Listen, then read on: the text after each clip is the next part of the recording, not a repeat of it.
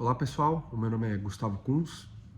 Esse é o meu segundo vídeo para o meu canal de filosofia aqui no YouTube.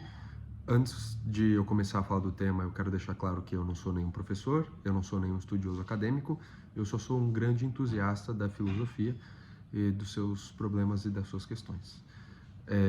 O meu primeiro vídeo, caso vocês queiram conferir antes de ver esse, ele é bem legal também, é sobre Byung-Chul Han, mais precisamente o livro dele, O que é Poder, mas hoje eu quero falar sobre Nietzsche, que é um filósofo que é bem conhecido até para quem não estuda filosofia, um filósofo muito ácido, muito crítico e agora, pessoalmente falando, muito bom, incrível.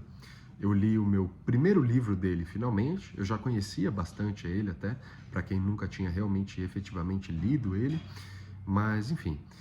Eu acho, aliás, que o melhor livro para se adentrar em Nietzsche é Crepúsculo dos Ídolos, esse livro aqui, na tradução do Paulo César de Souza, e a gente vai falar sobre ele hoje.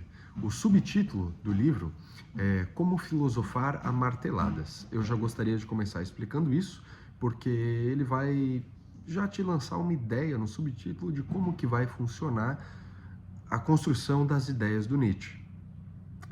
Por que esse termo, filosofar a marteladas, né? O Nietzsche ele se apresenta como alguém que quer quebrar os ídolos da filosofia e da moral ocidental, como Deus, verdade, bem em si e até mesmo a moral absoluta criada pelo cristianismo. O martelo ele é aqui como um instrumento, ele serve aqui como um instrumento iconoclasta. Ele serve para destruir crenças fossilizadas. E é interessante esse termo fossilizado porque no capítulo A Razão na Filosofia, Nietzsche já vai fazer uma grande crítica aos racionalistas, àqueles que fossilizam as ideias, ou mumificam, ou empalham as ideias quando as adoram. O martelo, além de um instrumento iconoclasta e destruidor, Nietzsche afirma que ele não é só o martelo do pedreiro que destrói, mas ele também o usa no sentido de um diapasão. Com ele, o filósofo não apenas quebra, mas toca levemente os ídolos para ver se ressoam um oco deles. É um teste. Bater de leve para ver se ressoa o som da verdade ou da falsidade. A gente já começa criticando Sócrates em um dos primeiros capítulos, e ele aponta que Sócrates é um dos responsáveis pela decadência grega. Ele aponta que Sócrates era um homem doente e com os instintos desordenados, e isso refletia na feiura física do Sócrates, que realmente era um homem feio, até ele mesmo falava isso. Para compensar essa desordem interior e essa feiura exterior, Sócrates inventa o culto da razão. Razão igual virtude, que é igual à felicidade. Isso, para Nietzsche, é um sintoma da fraqueza e o começo da decadência grega.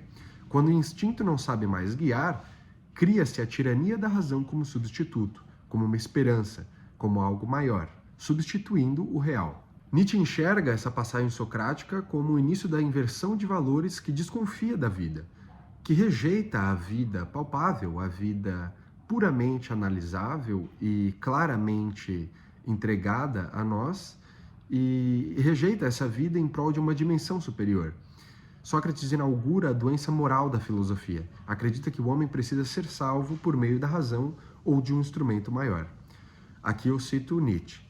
Ter de combater os instintos, eis a fórmula da decadência.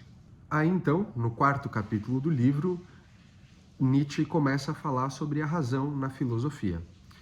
Nietzsche acusa os filósofos de sempre terem sido inimigos do devir, da mudança e da vida fluida. Não à toa, após ele fazer a crítica a esses filósofos, ele faz uma ressalva para o Heráclito, que era justamente o filósofo do devir. Eles preferem o eterno, o imóvel, o ser. Assim, empalham quando adoram e criam múmias.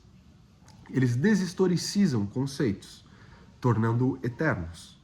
E Nietzsche vai dizer que isso está completamente errado, que isso seria um antivida, segundo Nietzsche. Essa busca pelo suposto mundo verdadeiro e a visão de que o mundo percebido é inferior é para Nietzsche um ódio à vida, porque é justamente a negação da vida que vivemos em prol de algo superior. A razão e a lógica são vistas como o grande critério de verdade, mas isso é apenas a expressão de uma vontade de controlar o real. Para Nietzsche, o mundo e a vida não cabem em categorias lógicas e fixas. No próximo capítulo, Nietzsche vai nos falar da moral como antinatureza. Para Nietzsche, uma moral saudável não nega os instintos, mas os organiza. Ela não deve ter o papel coercitivo de reprimir e castigar instintos, mas de ordená-los e guiá-los. Ao invés de dizer não desejes, a moral deve dizer saiba o que desejar e aprender a dirigir esse desejo. Nietzsche critica especificamente, e claro, tinha que chegar nessa parte porque é Nietzsche, a moral cristã, alegando que ela nega justamente os impulsos mais fortes da vida. Ela os chama de pecado. Isso, para Nietzsche, é enfraquecer a própria vitalidade humana. Essa moral, que deveria supostamente fortalecer o homem, apenas o enfraquece. Esta repressão dos instintos não os elimina, apenas os distorce. O que não pode sair de forma livre, um sentimento que não pode ser expressado e que é coagido, ele se manifesta de uma forma doentia. Por isso Nietzsche diz que a moral cristã é uma moral de castração. Logo após, Nietzsche vai mostrar que a moral ela é um sintoma e não uma causa. Um povo só adota uma moral repressiva porque já está decadente. É a vida enfraquecida que inventa valores contra a natureza para justificar a sua impotência. Nietzsche vai nos dizer também, quanto às virtudes, que um homem virtuoso não é saudável e bom e forte, mas um homem saudável, bom e forte tem consequências virtuosas. A moral, a virtude e as atitudes são consequências e não causas de uma boa vida. É a vida enfraquecida que inventa valores contra a natureza para justificar a sua impotência. E aqui eu cito ele novamente. Abre aspas. O santo no qual Deus se compraz é o castrado ideal. A vida acaba onde o reino de Deus começa. No próximo capítulo, Nietzsche vai falar sobre os 4 grandes erros. O primeiro erro para ele seria o erro de confusão de causa e efeito, que eu já passei um pouco por cima anteriormente. A moral tradicional aponta que a virtude causa felicidade, saúde e longevidade, assim como a gente vê no sistema socrático. Nietzsche inverte a lógica e mostra que a saúde, a vitalidade e a força produzem comportamentos que posteriormente são chamados de virtudes. O segundo erro seria o da falsa causalidade. Nietzsche critica o hábito humano de criar entidades e causas fictícias para explicar o que acontece consigo e no mundo, em vez de aceitar que os fenômenos vêm dos processos naturais e fisiológicos. A religião transforma sensações internas como provas de uma existência maior, e isso para Nietzsche é completamente ilógico. Ele aponta que diante de algo que sentimos e vivemos, colocamos o eu antes de alguma frase. Eu vivi, eu escolhi. Nietzsche mostra que quem causou a escolha não foi o eu, mas sim nosso corpo, nossos instintos, nosso estado fisiológico. O eu é um resultado, ele é uma interpretação a posteriori, depois dessa escolha que já foi feita. Então a gente fala, eu escolhi. O terceiro erro seria o da causa imaginária. Nietzsche aponta que, por não sabermos o motivo fisiológico de sensações e sentimentos estarem sendo produzidos em um dado momento no nosso interior, a gente apela para coisas imaginárias e superiores, entre aspas. Essa interpretação de alívio por conta da reza, por exemplo, nada mais é do que um conjunto de fatores relaxantes, respiração, calma, foco, que faz o nosso corpo relaxar. Esse erro, segundo Nietzsche, é o terreno fértil para que a religião e a moral se sustentem. O quarto erro para Nietzsche é o erro do livre-arbítrio. Nietzsche critica a ideia de que o ser humano é um sujeito autônomo, capaz de decidir suas ações de forma livre, racional e sem condicionamentos. Ele vê isso como uma invenção, e o terreno perfeito para os indivíduos serem punidos ou culpados pela moral e pela religião. Para Nietzsche, o homem é resultado de forças fisiológicas, instintivas, culturais, históricas e sociais. O que chamamos de decisão ou ato livre é só uma constelação de impulsos que se organizam naquele momento. O homem livre, para Nietzsche, não é o que pode escolher qualquer coisa, mas o que age por plenitude de força, sem precisar violentar a si mesmo. No próximo capítulo, Nietzsche vai falar sobre os melhoradores da humanidade.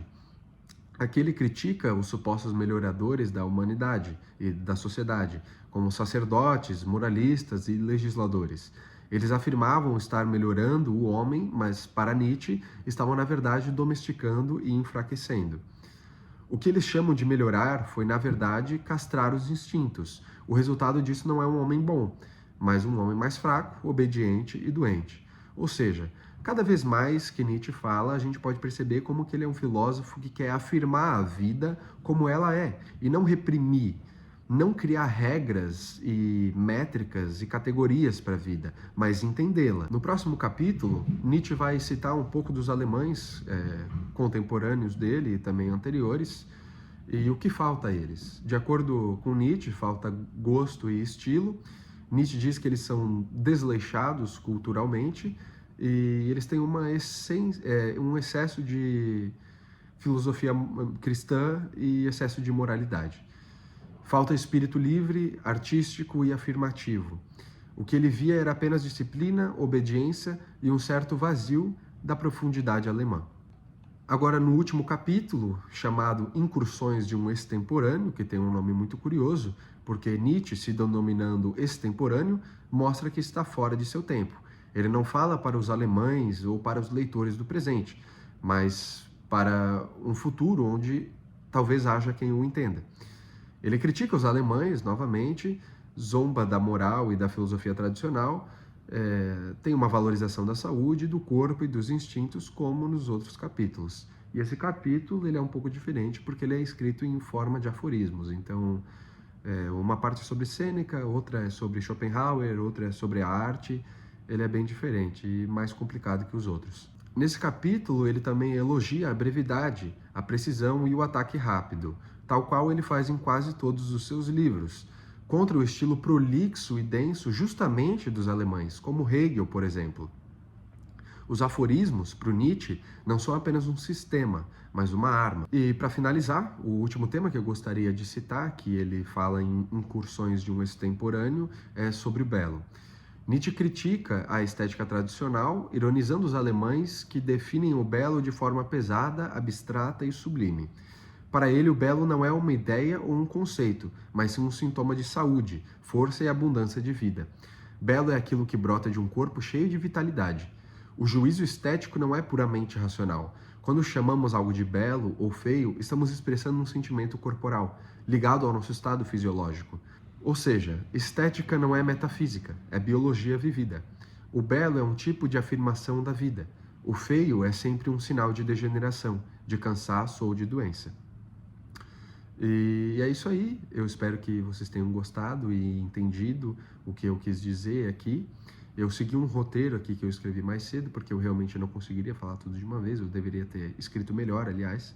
Eu não sei se ficou muito bom, eu espero que tenha ficado bom. Eu agradeço a quem viu até aqui, se puder deixar um like aí, um comentário, eu agradeço muito. E para quem realmente viu até o final, para eu saber que você viu até o final, você tem que comentar: filosofar é preciso. E daí eu vou saber que você realmente viu até o final. Por enquanto é isso. Valeu, muito obrigado e até uma próxima.